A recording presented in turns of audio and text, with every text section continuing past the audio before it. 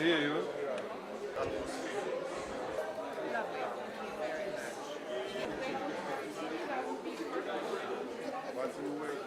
Coffee must be cool.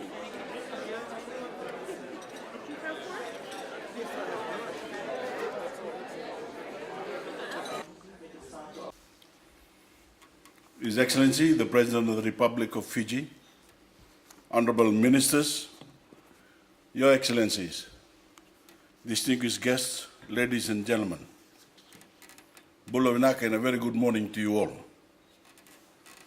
Your Excellencies, we all know that women and girls are both critically vulnerable to some of the worst effects of climate change and vital to an effective response.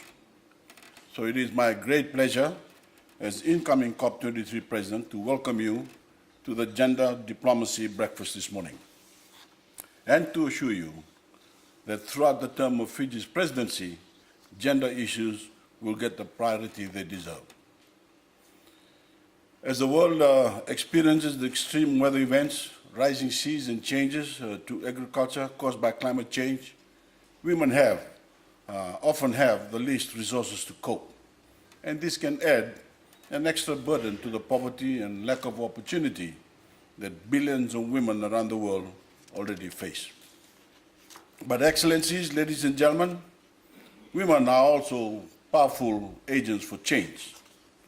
Vast numbers are already stewards of natural resources and guardians of traditional knowledge. But as global conditions deteriorate, we know that women can lead the way in protecting food supplies and water resources, and in doing so, can protect their communities. We also know that women are well represented in the decision-making process. Their ability to share skills and knowledge strengthens our collective effort to face the challenge of climate change. We go into COP23 committing ourselves to the principles of justice and equality in which women and girls are afforded the same opportunities as men and boys.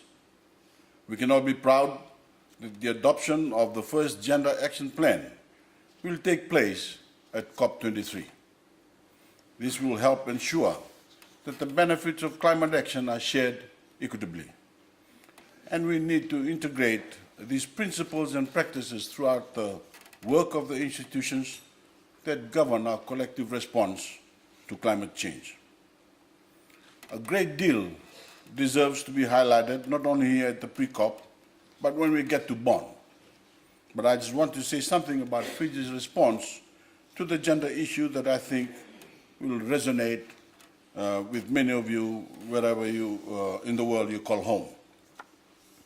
Our COP delegation consists of close to 50% women, and we would obviously encourage other delegations to aspire to increase the proportion of women on theirs.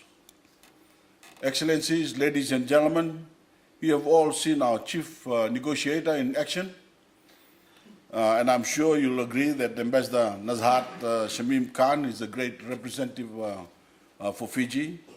We have entrusted her to a role of great importance to this process and to the world. And she is also a great role model for women and girls, not only in Fiji, but everywhere. The same applies to our MC this morning, my Minister for Women, Children and Poverty Alleviation, the Honorable Mereseni Puniwanga, who speaks passionately about some of the challenges our own women face and how they are contributing to our collective quest to find answers. Over the past decade, we have made a lot more progress in ensuring that women assume leadership positions. Fiji currently leads the Pacific in female representation in Parliament. Dr. Chikulubeni is the first woman to ever serve as Speaker of our Parliament. And alongside our Secretary General to Parliament and Secretary to the Cabinet, it is the first time in Fijian history that all three of these positions are simultaneously held by women. In my government, 4 women oversee significant ministerial portfolios, and we are proud of that representation. But I also acknowledge that it is far from good enough and that we need to do much better. Your Excellencies, ladies and gentlemen, a cornerstone of my government's program is to empower Fijian women in all parts of the country and from every walk of life. We have taken a long, hard look at the issues facing women in Fijian society, and we are investing more government dollars than ever before in initiatives specifically designed than ever before to uplift Fijian women and level the playing field for them across the Fijian economy. Last year, we raised the budget for the Ministry of Women, Children and Poverty Alleviation with increases to programs that focus solely on supporting the women of Fiji. These include a Women's Plan of Action and the setting up of a 24-hour helpline for women and children in partnership with the Fiji Women's Crisis Center. Again this year, we supported the National Women's Expo to encourage more Fijian women to showcase their skills commercially in a whole variety of fields. And many women are also benefiting from our small to medium business grant scheme, in which we are encouraging Fijians to either start new business or develop existing ones as part of our wider aim to encourage an enterprise culture in Fiji. As the Fijian economy enjoys an unprecedented period of growth, 8 years and counting, we are translating that growth directly into policies that uplift every Fijian, particularly our women and girls. Thanks to the free education, subsidized bus fares, and free textbooks that my government has introduced for the first time, more girls are enrolled in school in Fiji today than ever before. And this empowerment is transforming the prospects of many girls by not only freeing them from the poverty trap, but opening up a world of opportunity. When education tuition wasn't free, parents had to choose which child they could afford to educate. It was frequently our girls who had to stay home. That heartbreak is now a thing of the past. Assisted by government, parents no longer have to bear the financial burden of sending their children to school. So that now, finally, every child in Fiji can carry themselves as far as their interest, their abilities and hard work can take them. And when they take the next step into higher education, we've vastly expanded our scholarship programs to help fund their ambition.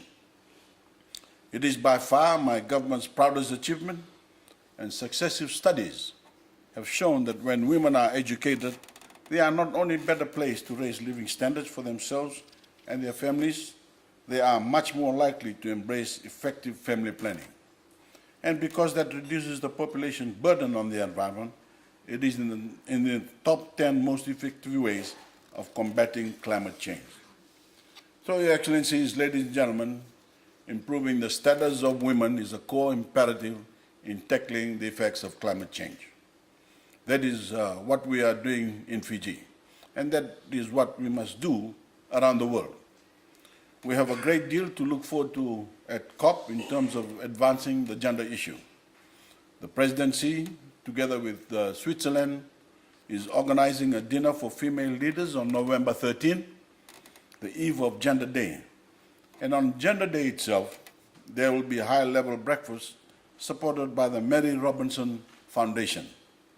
Now, that is a woman I admire, someone who's making a real difference and whom we had the pleasure to host in Fiji a couple of years back. Excellencies, ladies and gentlemen, thank you for inviting me to address you this morning. And let's make COP23 a time for gender action as part of our wider campaign for climate action. Because in both cases, we have no time to waste. Thank you and God bless you all.